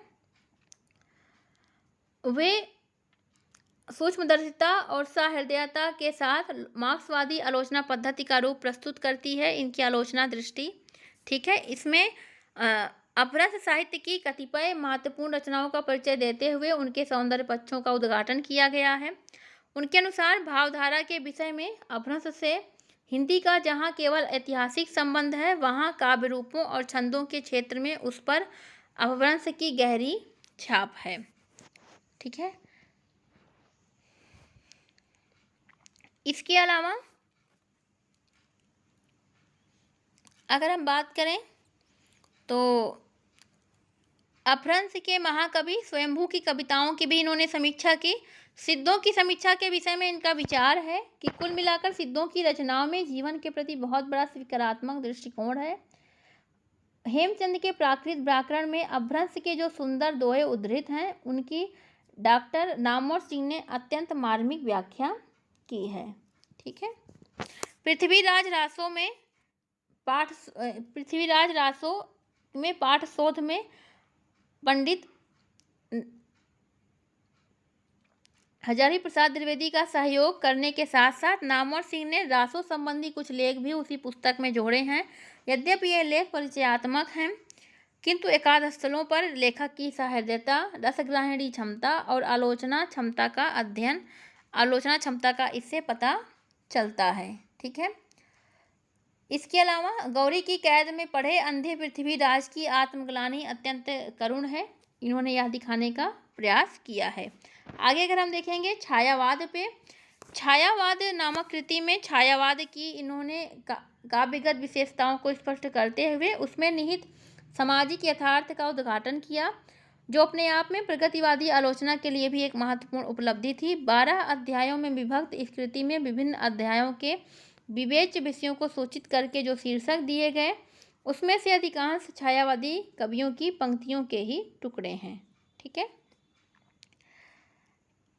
तो ये इनकी छायावाद से संदर्भ में मान्यता है। इसके अलावा कमायनी की प्रतीकात्मकता और रूपकत्व पर नामवर सिंह ने विचार किया। ठीक है, कमायनी के रूपकत्व के सामाजिक आयाम पर विचार करते हुए कहते हैं कि इसमें आधुनिक समस्याओं पर भी विचार किया गया है। कमायनी में व्यंजित प्रतीकों को लेकर ये कहते हैं कि देव संपन्नता का ध्वंस वस्तुतः हिंदू राजाओं, मुसलमान नवाबों और मुगल बादशाहों के ध्वंस का प्रतीक है। ठीक है।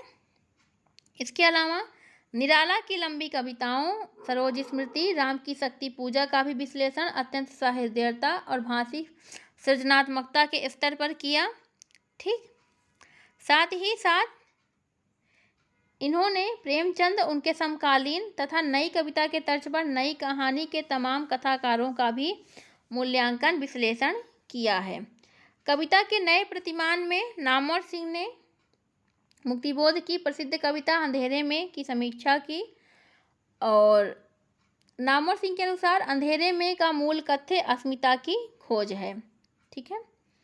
इसके अलावा इन्होंने माना कि मुक्तिबोध ने आत्मसंघर्ष के साथ साथ बाह्य सामाजिक संघर्ष को भी माना है। आत्मसंघर्ष की परिणति अंततः सामाजिक संघर्ष में होती है। ठीक है। ये दिखाया गया है। नामवर सिंह के सैद्धांतिक आलोचना के क्षेत्र में भी काफ़ी काम किया है। कविता के नए प्रतिमान नामक इस कृति में हमें देखने को मिलता है। इन्होंने कविता के नए प्रतिमान के संदर्भ में नए प्रतिमानों पर प्रश्न उठाते हुए कहते हैं कि कविता के प्रतिमान को व्यापकता प्रदान करने की दृष्टि से आत्मपरक नई कविता की दुनिया से बाहर निकलकर उस कविता को भी विचार की सीमा में ले आना आवश्यक है, जिन्हें किसी अन्य उपयुक्त शब्द के अभाव में सामान्यतः लंबी कविता कहा जाता है। इसके अंतर कविताओं के इस आत्मपरक वर्ग के विरुद्ध उन्होंने मुक्तिबोध की लंबी कविताओं का उदाहरण देकर सामाजिक वस्तुपरक काव्य मूल्यों की स्थापना पर जोर दिया, जो अपनी दृष्टि से सामाजिक और वस्तुपरक है। ठीक है। इसके अलावा तथाकथित बिंबवादी काव्य भाषा के दायरे को तोड़कर सपाट बयानी आदि अन्य क्षेत्रों में कदम रखने का साहस दिखा रहे हैं, इनका ये मानना था। आगे अगर हम बात करें तो इतिहास और आलोचना के अंतर्गत इन्होंने व्यापकता और गहराई जैसे महत्वपूर्ण काव्य मूल्यों को परस्पर सहयोगी बताने का मौलिक साहस दिखाया, जबकि इन दोनों को परस्पर विरोधी गुण के रूप में स्वीकार किया गया था। तो इस प्रकार यह नामवर सिंह की प्रमुख आलोचना दृष्टि थी। आगे जो हमारी आलोचना दृष्टि है वह है प्रोफेसर राम स्वरूप चतुर्वेदी की। ठीक है। हम इनकी आलोचना दृष्टि को देखेंगे फटाफट। राम स्वरूप चतुर्वेदी भी साहित्य की सृजनात्मकता पर विचार करने वाले समीक्षक हैं। ये पश्चिम की नई समीक्षा की एक पद्धति के अनुरूप मानते हैं कि साहित्य मूलतः भाषिक सपना है। इनके अनुसार साहित्यकार भाषा में ही सोचता है, भाषा में ही व्यक्त करता है, इसीलिए साहित्य का सर्वस्व भाषा ही है। ठीक है। इसके अलावा रामविलास शर्मा के हम महत्वपूर्ण बिंदुओं को देखेंगे यहाँ पर, और इनकी कुछ आलोचनात्मक कृतियाँ हैं। राम स्वरूप चतुर्वेदी की समीक्षा में हम कई जगहों पर वैचारिक गड्ढमड्ढ और विरोधाभास भी देख सकते हैं। इनकी कृतियाँ हिंदी नवलेखन, भाषा और संवेदना, अज्ञेय और आधुनिक रचना की समस्या, हिंदी साहित्य की अधुनातन प्रवृत्तियाँ, कविता यात्रा, रत्नाकर से अज्ञेय तक, हिंदी साहित्य और संवेदना का विकास, काव्य भाषा पर 3 निबंध, प्रसाद, निराला, अज्ञेय, कविता का पक्ष, हिंदी गद्य विन्यास और विकास, आधुनिक कविता यात्रा, आचार्य रामचंद्र शुक्ल, आलोचना का अर्थ, अर्थ की आलोचना और भक्ति काव्य यात्रा। ये इनकी आलोचनात्मक कृतियाँ हैं, ये आप ध्यान में रखिएगा। आगे बढ़ेंगे। रामस्वरूप चतुर्वेदी ने प्राचीन, आधुनिक और नव्यतम साहित्य प्रवृत्तियों पर कलम चलाई, किंतु किसी पर गहनता से विचार नहीं कर सके। ऐसा होना स्वाभाविक भी है, क्योंकि इतनी त्वरा से लंबी यात्रा तय करके किसी सुनिश्चित और सुविचारित निष्कर्ष तक पहुंचना कठिन कर्म है। इसके अलावा आलोचना के मानदंड आलोच्य कृति से निर्मित होते हैं। चतुर्वेदी जी ने भी विश्व कवि तुलसी की परिणति कृति मानस से मानदंड निकाले हैं, लेकिन अपनी दृष्ट मानस से, गोस्वामी जी की आत्मवादी दृष्टि से मानस से नहीं। ठीक है। अपनी दृष्टि के मानस से, गोस्वामी जी की आत्मवादी दृष्टि के मानस से नहीं। इसीलिए चतुर्वेदी जी के प्रस्थान को स्पष्ट करने वाले बीज शब्द धर्म, भक्ति, मुक्ति, रस, लोक मंगल आदि गोस्वामी जी के द्वारा प्रयुक्त इन्हीं शब्दों से भिन्न अर्थ रखते हैं। हम देखेंगे कुछ महत्वपूर्ण बातों पर हम देखते हैं। सैद्धांतिक आलोचना के क्षेत्र में प्रोफेसर राम स्वरूप चतुर्वेदी ने आचार्य रामचंद्र शुक्ल की सैद्धांतिक आलोचना का अनुगमन किया। आचार्य रामचंद्र शुक्ल अपनी आलोचना में किन्हीं पूर्व स्वीकृत मान्यताओं को लेकर नहीं चलते, बल्कि परिस्थितियों के अनुसार स्वयं नए प्रतिमान गढ़ते हैं। उनकी सैद्धांतिक आलोचना इसका प्रमाण है। इसमें जहां एक ओर वे भारतीय काव्यशास्त्र के केंद्रीय प्रसंग साधारणीकरण सिद्धांत को अपनाते हैं, वहीं दूसरी ओर आधुनिक पाश्चात्य साहित्य चिंतन के मूल तत्व बिंब विधान को। साधारणीकरण दोनों ओर होता है, रचना और आस्वाद दोनों सिरों पर। इसी विषय पे राम स्वरूप चतुर्वेदी ने कहा है कि अनुभव के अनुभव का अनुभव ही कविता है। अनुभव जितना विगलित होता जाता है, होम्योपैथी सिद्धांत के अनुसार उसकी क्षमता उतनी बढ़ती जाती है। यही रचना की शक्ति है। इसमें इन्होंने राम की शक्ति पूजा का उदाहरण देते हुए बेहतर तरीके से समझाया है। ठीक है, राम स्वरूप चतुर्वेदी कहते हैं कि राम की शक्ति पूजा के अर्थ के 3 स्तर हैं। पहले और प्रत्यक्ष स्तर पर कविता के चरित्र नायक राम है, रघुनायक आगे अवनी पर नवनीत चरण। एक दूसरे और सूक्ष्म स्तर पर कविता का संघर्ष स्वयं कवि निराला का है। धिक जीवन जो पाता ही आया है विरोध, धिक साधन जिसके लिए करता आया सदा शोध। मिलाइए सरोज स्मृति से दुखी ही जीवन की कथा रही, क्या कहूँ आज जो नहीं कही। फिर एक तीसरे स्तर पर लगेगा कि कविता ब्रिटिश शासन से आक्रांत भारतीय जनमन की कथा है, जो एक बारगी कहती है कि अन्याय जिधर है उधर शक्ति। यूँ रचना की गूंज जितनी दूर होती रहती है, उसका प्रभाव उतना सघन होता जाता है। यह रामस्वरूप चतुर्वेदी ने कहा है। ठीक है, इनका कथन है। इसके अलावा जहाँ सैद्धांतिक आलोचना में आचार्य शुक्ल ने साधारणीकरण के सिद्धांत को आधार माना, वहाँ आलोचना के विकास के साथ यह सिद्धांत उनके लेखन में विकसित होता चलता आया है। उसे रामस्वरूप चतुर्वेदी के शब्दों में इस प्रकार कह सकते हैं कि आचार्य शुक्ल ने अपने बीज निबंध साधारणीकरण व्यक्ति वैचित्रवाद के जिस नाजुक रिश्तों में जैसा संतुलन बनाया है, उसी में साधारणीकरण की अपनी विकास प्रक्रिया की संभावना बनती है। ठीक है, चलिए आगे देखेंगे। रामस्वरूप चतुर्वेदी ने रामचंद्र शुक्ल के बिंब संबंधी अवधारणा पर अपने विचार प्रस्तुत करते हुए कहा कि रामचंद्र शुक्ल बिंब पद का प्रयोग वस्तुतः 2 अलग अलग अर्थों में करते हैं। यद्यपि इस अंतर का उन्होंने स्वयं कहीं स्पष्ट उल्लेख नहीं किया है। एक जगह वे बिंब का अर्थ लेते हैं साधारण चित्रात्मक वर्णन जो अभिधामूलक है, दूसरी जगह वे बिंब का प्रयोग अंग्रेजी इमेजनरी के समतुल्य करते हैं जो मूलतः अप्रस्तुत विधान है। पहले रूप में वह भाषा का सामान्य प्रकार है, दूसरे रूप में कविकृत सजग अप्रस्तुत विधान। ठीक है, यह इन्होंने इसी संदर्भ में इन्होंने कविता क्या है जैसे उसमें दिखाया है कि बिंब ग्रहण वही होता है जहाँ कवि अपने सूक्ष्म निरीक्षण के द्वारा वस्तु के अंग प्रत्यंगों, वर्ग, वर्ण, आकृति और उसके आसपास की परिस्थितियों का परस्पर संश्लिष्ट विवरण देता है। ठीक, जो इम्पोर्टेंट है वो हम आपको बता दे रहे हैं, क्योंकि ये नहीं सोचिएगा कि कैसा क्या बताया जा रहा है। ठीक है, इसके अलावा ज़्यादा कुछ इम्पोर्टेंट नहीं है। मेन आप आलोचनात्मक कृतियाँ याद रखिएगा और थोड़ी थोड़ी जो विशेष इन्होंने जिन पर आलोचना अपनी की हुई है, जैसे रामस्वरूप चतुर्वेदी का शुक्ल जी के संदर्भ में इन्होंने किस शुक्ल जी की बात से असहमत हुए हैं, किनसे सहमत हुए हैं उस पर। ठीक है, यहाँ पे देखिए ये शुक्ल जी से व्यवहारिक आलोचना के क्षेत्र में पूर्णतः सहमत हैं, इसीलिए इन्हें आदिकाल के लिए वीरगाथा काल जो कि शुक्ल जी ने नाम दिया था, इन्हें भी पूरा सही लगता है। ठीक है, इसके अलावा रामस्वरूप चतुर्वेदी साहित्य और भाषा के इतिहास के इस संबंध को पहचानते हैं, इसीलिए वे हिंदी साहित्य का आरंभ 1000 ईस्वी से मानते हैं, क्योंकि तभी हिंदी साहित्य कर्मकांड और रहस्य भावना से उन्मुक्त हो रहा था। ठीक है, इसके अलावा देखिए ये सारा इम्पोर्टेंट है। अभी समयावधि समय बहुत कम है समय, इसीलिए हम यहाँ पे आपको विस्तार से नहीं बता रहे हैं। ठीक है। रामस्वरूप चतुर्वेदी चंद्रप्रदायी को हिंदी का पहला कवि मानते हैं और रासों की अंतर जगत को उजागर करते हुए ये अपनी यह निम्न पंक्ति कहते हैं। ठीक है। इसे आप स्क्रीनशॉट ले लीजिए। ठीक है, क्योंकि ऐसे आपको पढ़ने में भी बहुत वो लगेगा। जो इम्पोर्टेंट हो आप अपने दृष्टिकोण से देख लीजिएगा। ठीक,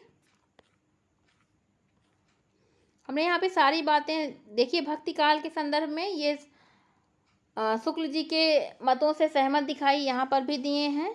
ठीक है।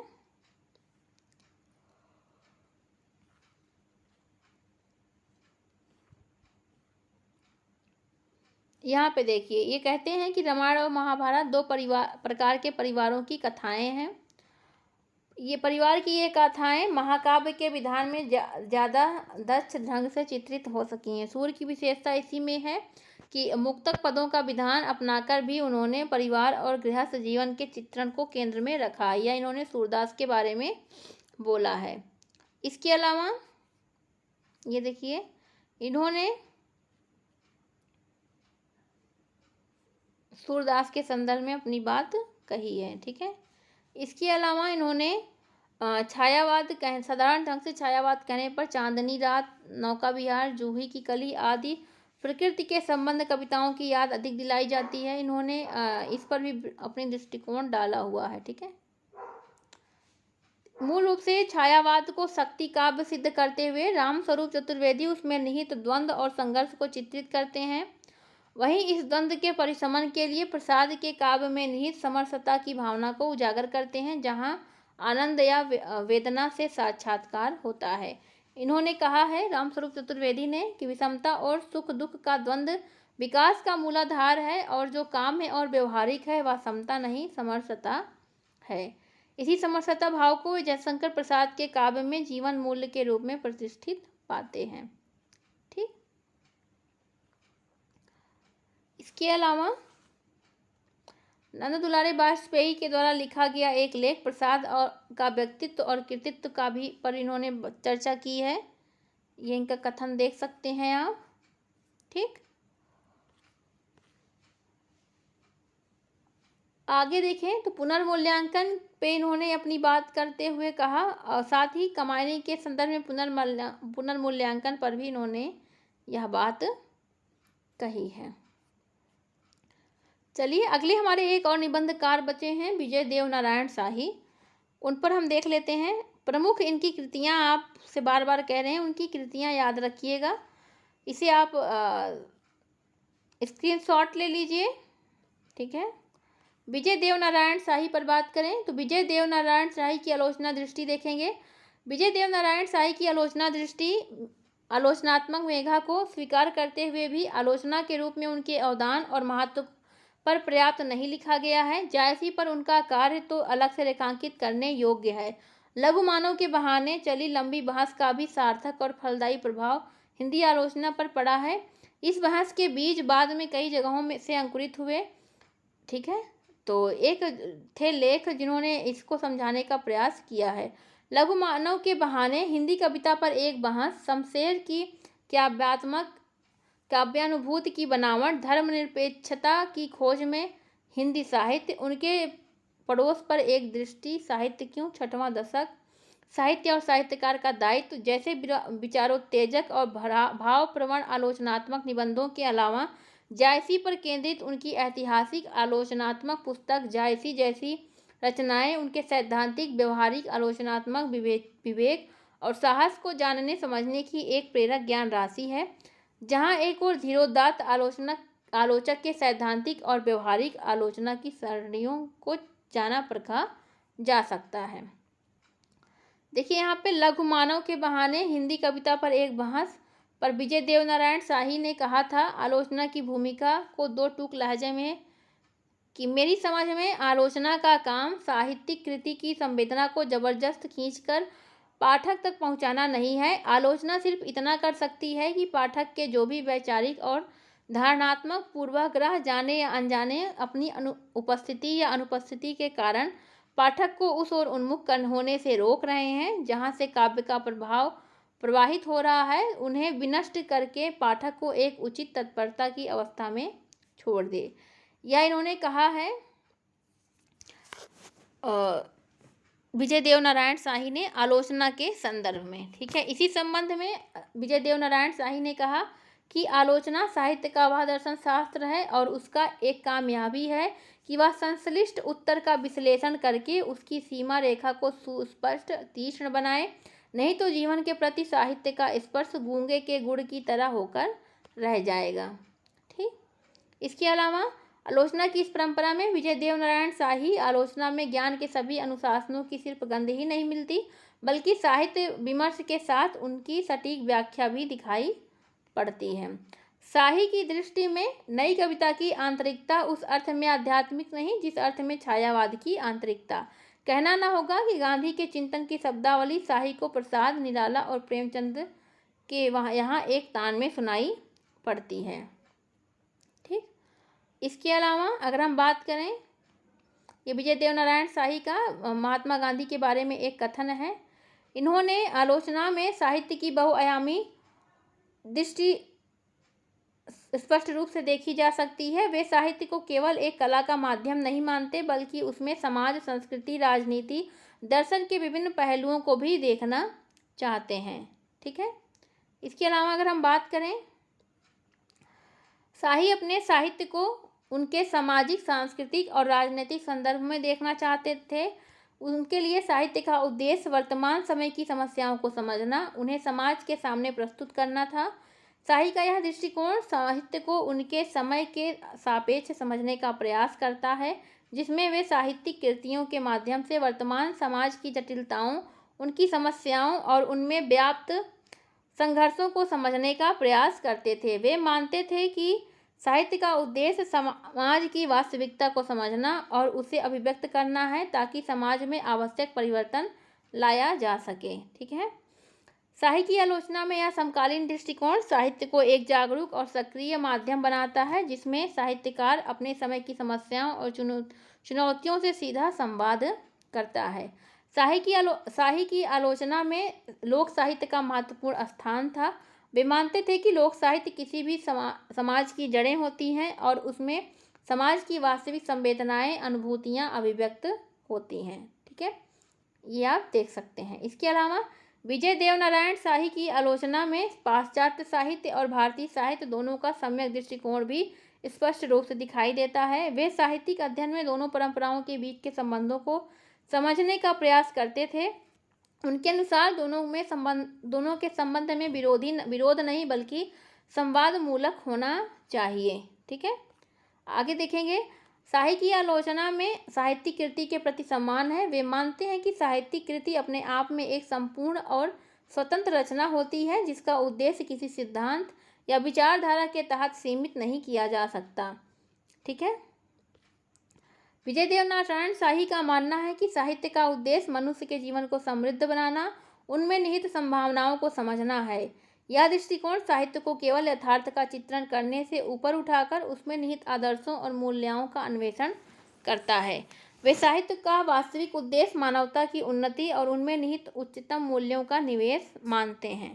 ठीक है, आगे बात करेंगे तो विजय देव नारायण शाही का साहित्यिक कृति के प्रति यह आदर्शवादी दृष्टिकोण उन्हें साहित्य की वास्तविक शक्ति, उसके उद्देश्य के प्रति एक गहरी आस्था के रूप में प्रस्तुत करता है। वे मानते हैं कि साहित्य में समाज को बदलने और उसमें निहित बुराइयों को समाप्त करने की शक्ति होती है।